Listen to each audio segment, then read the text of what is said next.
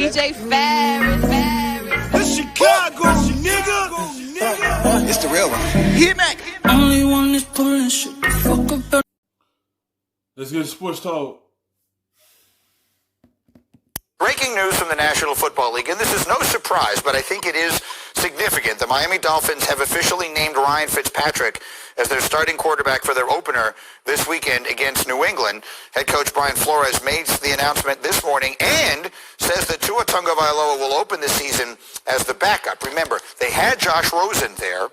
They released Rosen, and so they do make Tua the backup. So I think both of those things feel important to me. The fact that Fitzpatrick will be the starter and the fact that Tua is going to be the backup. So Ryan Clark, let me just ask you, we talked so much about Tua in the build-up to the draft and the draft process and everything else. Now that this has officially been announced, should we expect to see Tua Tagovailoa at all this season for the Dolphins? You know what? I think you should. I think Tua Tagovailoa, what I think he is. Let's go like everybody. Some teams won't do it, but if they not playing well, they going to see what they have into it. I count on it.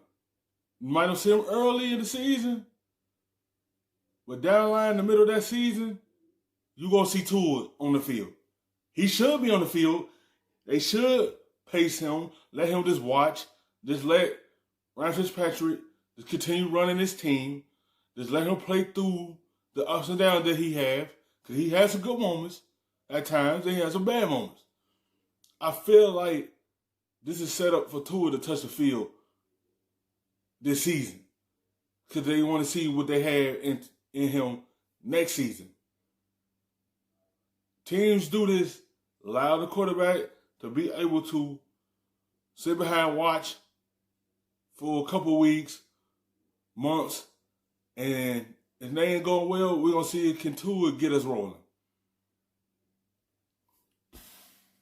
Future at the quarterback position for the Miami Dolphins. And listen, I know people are going to think I'm crazy for this, but if you think he's healthy, if you do believe that he's on track to be your guy going into next year, I think you develop a package for him. I think you give him some opportunities to get on the field where the moments actually matter. And he doesn't have to play a lot, but you don't throw him out there in garbage time if the Dolphins are ever up enough to do that. What you do is you get him in the first quarter, you get him in the second, you allow him to feel it. Remember, this guy didn't have a preseason, so if you ever expect that he can move in this season, he needs to get some reps. So why not let those reps be meaningful? Why not see him take a hit, make a play? So to me, we will see Tua at some point, and I'm saying we need to see him sooner than later and not when it's absolutely necessary. Try to get him some reps. Try to let him get the feel of it. Ryan Fitzpatrick is the person to do this with because he knows who he is. He's aware.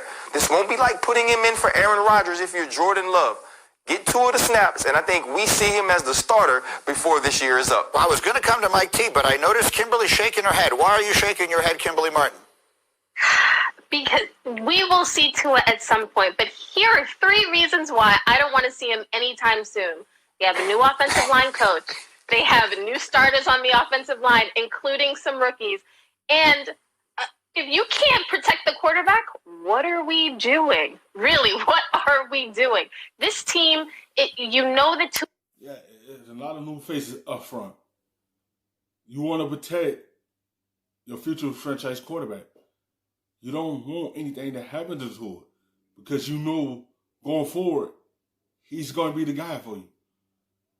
So I feel like they're going to protect him for majority of this year.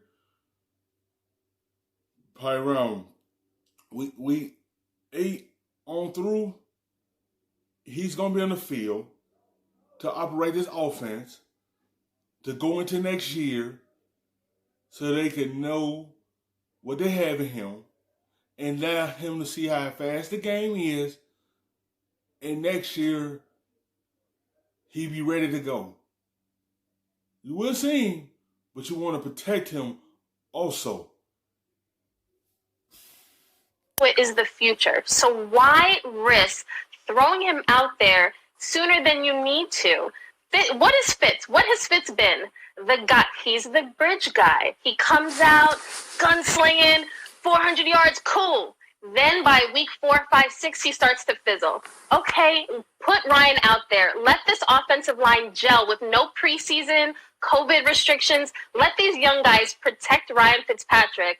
So by season end, they'll be able to protect Tua. Interesting. It makes a lot of sense. Mike T, what I was going to ask you, and I think that leads this perfectly, is am I overstating the significance of Tua being the backup, which is to say you want to plan very specifically, whether Ryan is right or Kimberly is right notwithstanding, you want to have a plan and you want to follow that plan, which is to say if he's your backup quarterback, now you also are susceptible to things that are beyond your control, which is if Fitzpatrick gets hurt, all of a sudden now here he is, Tua's running out on the field, even if it isn't what you wanted to have happen. That strikes me as at least reasonably significant. What do you think, Mike T? Yeah, it's a very nuanced point. I think what the Dolphins have to do is have 15 or 20 plays in their back pocket that Tua is very comfortable with. And to Kimberly's point, which is really important, can he protect himself? Does he know the protections? Does he know where the hots are coming from? Because if he can't protect himself, you should make him the third string quarterback. Go get somebody else. And that's most important. This has to be the 10-year decision for the Miami Dolphins. So your point is a good one, Greeny. If you're the number 2 quarterback, you are one hit away. So I'm sure the Dolphins will go into this game against the Patriots saying to Tua, let's go over 15 plays that you know backwards and forwards because... Yes, to get some plays that make him comfortable so he could be settled in that pocket.